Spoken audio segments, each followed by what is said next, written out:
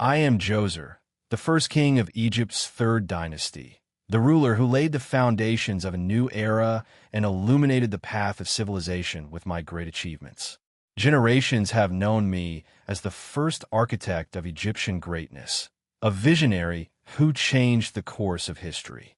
Come with me on a journey through time as I tell you my story, the tale of a king unlike any other, a king who faced hardships and built a legacy that would never fade. I was born in a time of turmoil when Egypt was emerging from the shadow of the Second Dynasty, and divisions threatened the kingdom's stability. From an early age, I was not just a prince living in the luxury of the palace. I was being prepared for rule. I learned from priests and sages, studied the arts of war and administration, and closely observed the affairs of my people. When I ascended the throne, I faced great challenges: a struggling economy, scattered rebellions, and external threats. There was no time for rest. I had to restore order, unify the land, and prove that a king is not just a title, but a great responsibility. I resolved to leave an indelible mark, to make my name eternal in the memory of Egypt. Since childhood, I was fascinated by the idea of immortality. In my dreams, I saw a structure never before imagined, a monument that would defy time and reach the heavens. I wanted a tomb that would symbolize my power and greatness.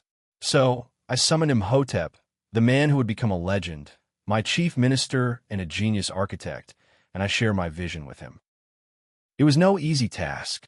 The challenge was unprecedented, building a structure that would withstand the ages.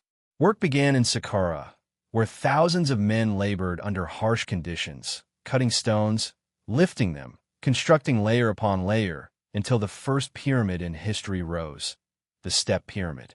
It was not just a tomb, but a sacred complex, filled with temples, courtyards, and secret passages. When I stood before it after its completion, I was overwhelmed.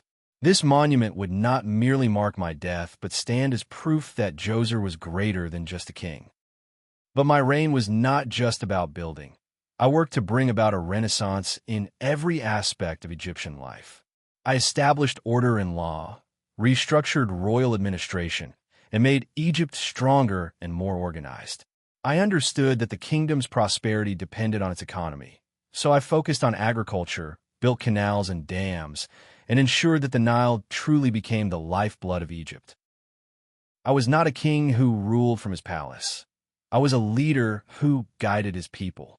I sent expeditions to Sinai to bring back copper and turquoise, expanded trade with the south, and enriched the kingdom. No one dared to threaten my borders, for my armies stood vigilant, safeguarding Egypt from any looming danger. I knew that a king was not just a mortal ruler, but a bridge between earth and the heavens. I reinforced religious practices and built temples to honor the gods.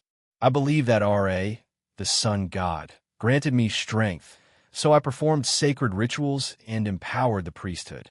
My people did not see me as merely a man, but as a semi-divine being, the embodiment of justice and wisdom. The years passed, and Djoser grew older, but I did not weaken. I only grew wiser. I looked upon my kingdom with pride, at the pyramid I had built, the Nile that had flourished under my reign, and a people who had become united and strong. I knew I would not live forever, but I did not need to, for I had left behind a legacy that could never be erased. Today, thousands of years later, my name is still spoken among the greats, and the Step Pyramid still stands as a testament that I was the first to elevate Egypt into its golden age. This was my story, the story of Djoser, founder of the Third Dynasty and the architect of Egypt's eternal glory.